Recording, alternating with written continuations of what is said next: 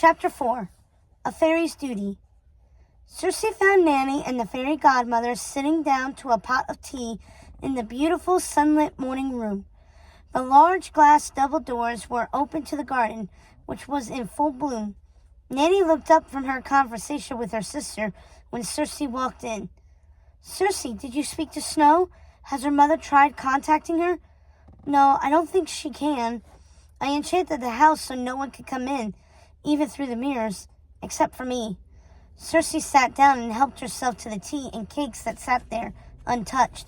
Both fairies looked distressed, their brows furrowed in exactly the same fashion, and for the first time, Circe noticed the similarities between the sisters. They don't look like sisters, really, but they acted like sisters, and they shared some of the same mannerisms. But there was something more. Circe couldn't explain it. There was a bond between them Circe hadn't noticed before, a bond surely formed in the wake of Maleficent's death. "Did you tell her she should go back to her own kingdom?" asked Nanny, as Circe poured tea into the delicate rose-patterned teacups. Circe shook her head. The truth was that Circe had been tempted to, but she just couldn't bring herself to send Snow back to her old life, not until Snow was ready. She wanted her to face her possessive mother, a stronger woman. And now, more than ever, she wanted to keep her close, since she knew her mother's hatred had originally been directed at Snow before Grimhilda diverted their attentions. "I knew it was a terrible idea bringing that girl here," said Nanny, her hands shaking, spilling her tea all over the tablecloth. "She isn't a girl, she's a grown woman. And what would you have me do? Ship her off to her horrible mother? Doom her to spend her days endlessly consoling her mother for trying to kill her as a child? That is not a life." Circe could see Nanny was upset, so she reined in her anger. "Nanny, I'm sorry. I couldn't bring myself to tell Snow her mother threatened us. She would have insisted on leaving right away," she said, looking at Nanny and realizing she was more than upset. "Nanny, are you all right? When was the last time you slept or ate something? Your hands are shaking." Nanny patted Circe's hand tenderly. Her powdery, soft skin felt like thin vellum to Circe. She seemed much more delicate to Circe now, almost fragile, and it made Circe worried to see Nanny so exhausted.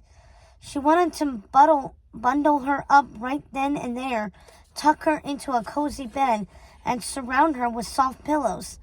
She was tempted to put a sleeping spell on her, just so the old woman could get some rest, so she could dream and be at peace.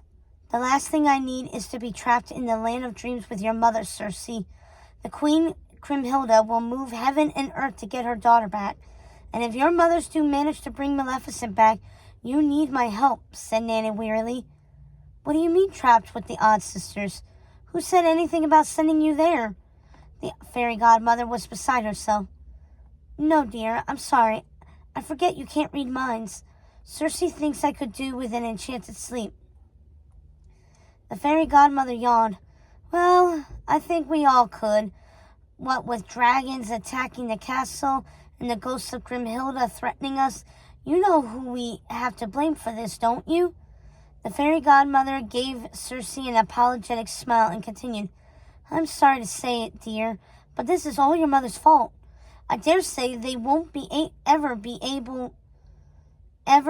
getting out of the dreamscape, not if we can help it." The fairy godmother stood up on wobbly legs and tottered over to Circe, then snatched the enchanted mirror from her hands and muttered apologies. "I'm sorry, my dear. Now, please, if you don't mind, we should try to find your mothers before they raise everyone they've murdered from the dead and turn them against us." Circe rolled her eyes. "That's a bit dramatic, don't you think? My mothers don't have the power to raise the dead. Certainly not Ursula. Maleficent maybe, since she just passed." Circe doubted her own words, but found it hard to entertain anything the fairy godmother said, because she was so histrionic and set in antiquated ways. They trapped Grimhilda's soul in one of their magic mirrors. Who knows what other dark powers they possess? Ursula and Maleficent may swoop upon us at any moment." Circe sighed, but said nothing as she glared at the fairy godmother. "What? Share your thoughts," snapped the fairy godmother, giving Circe a dirty look, which had until that moment been out of character for her. "Well, if those women had fairies to protect them, perhaps they wouldn't be dead and now at the whim of my mothers." The fairy godmother looked like she might faint at the prospect. "What in the fairylands are you suggesting, young lady?" Circe tried to make her voice sweet. "I'm suggesting we rethink who benefits from fairy magic. Shouldn't it be our duty to help all those in need?" "If I recall," the fairy godmother said shrewdly, "you haven't yet accepted our offer to make you an honorary wish-granting fairy. And if this is the way you intend to conduct yourself in the name of the fairylands, giving help to the likes of those horrible creatures, then I think I may reconsider the offer." The fairy godmother eyed Circe reproachfully. Just then, Tulip bounded into the morning room, all smiles. "Well, I don't know what Oberon will think of that," she said.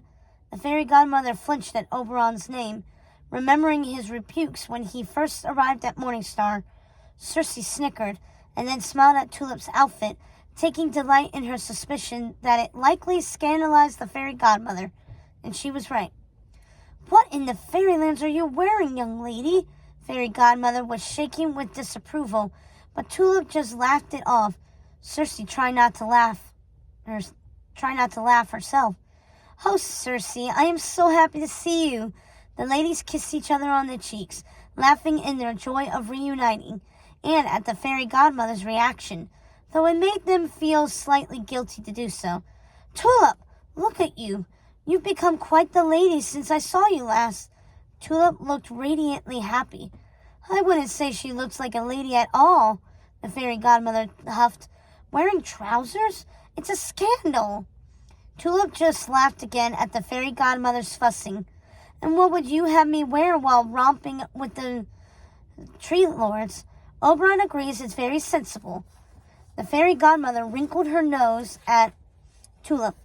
"What does your young prince think of you romping around, as you put it, with the tree lords?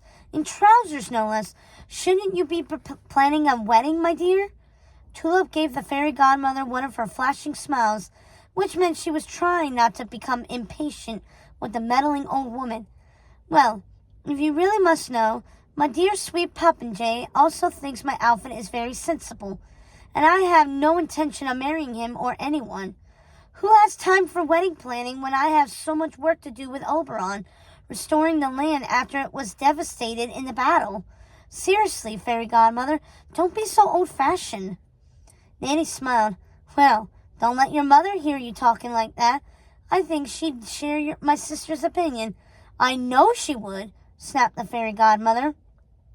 Circe chimed in. "Oh, stop it, the both of you. I think Tulip looks beautiful. More importantly, she looks happy, and she's living her life as she chooses, as I always wanted for her, and I think she's right. Oberon would approve of extending the fairies' reach beyond the princesses." "Now look here, I won't have you all ganging up on me," said the fairy godmother, looking to Nanny. "Sister, I suppose you side with your blonde beauties?" she squealed. "I'm afraid I do, sister. You know I do. This is something I've wanted for our kind for a long time." Circe was proud of Nanny. "I think it's time to make the decision now to help all those in need if it's within our power," she said, beaming at being supported by Nanny and Tulip. "Something like this has to be brought to the Fairy Council first, Circe, but I wouldn't do anything to upset them. Not right now," the fairy godmother said. "And why not?" Circe asked. Nanny and the fairy godmother shared a look. "What? What aren't you telling me?" Circe's smile diminished. "Circe," Nanny said gently, "there's something we have to tell you. The council, your mothers are about to be put on trial," the fairy godmother blurted almost happily. "The fairies are building a case against them." "A trial? What do you mean? Shouldn't we be focusing on stopping them from escaping, keeping them from dredging up the dead to help them in their cause?" Circe's voice rose in frustration. We must go about things properly, Circe. The council must weigh in. There has to be a trial before we take any further action against them. Oberon is already angry that we put your mothers to sleep without taking everything into account. And with this trial, we will, said the fairy godmother. When were you going to tell me? Was I even going to be asked to attend? The fairy godmother eyed Circe carefully. I might have asked you, but after your remarks today, I'm not sure it's a good idea. I don't think you are impartial when it comes to your mothers. Now wait, sister. Circe is the one who took away her mother's powers and locked them in the dreamscape. She may not be impartial, but she wants to see justice just as much as we do. We are all on the same side, and nothing will be solved if we're divided, Nanny turned to Circe. And, my dear, as much as I don't like it, this really should go to trial. We all have to decide together what should be done about your mothers. The fairy godmother grinned smugly. Then it's all decided. The matter of the odd sisters will go before the fairy council. But someone has to find out what my mothers are really up to. Someone has to stop them. We can't waste time on this ridiculous trial when there are more immediate dangers. We all know they've done reprehensible things. We don't have to prove it. Circe was becoming even more impatient. You're right, my dear. We don't need to prove it. But we do need to decide what the consequences should be for the damage they've done. We must decide what should be done about them, once and for all, and keep them from ever causing this kind of destruction again. Malice twinkled in the fairy godmother's eye. I'm sure the three good fairies will want to weigh in. Oh, I'm sure they would. Circe was about to say something unkind. She was out of patience with the fairy godmother. Surely it was up to her to decide what to do about her own mothers. She didn't want the fairies to make that decision. Nanny, who could read Circe's thoughts, took her by the hand. Circe, my darling, please don't worry. Let me go to the fairylands in your name while you find a way to stop your mothers. You trust me, don't you? Circe smiled. Of course I trust you. Well then, let me do this for you. Besides, it's been far too long since I visited the place of my birth. I might find that I feel differently about it now.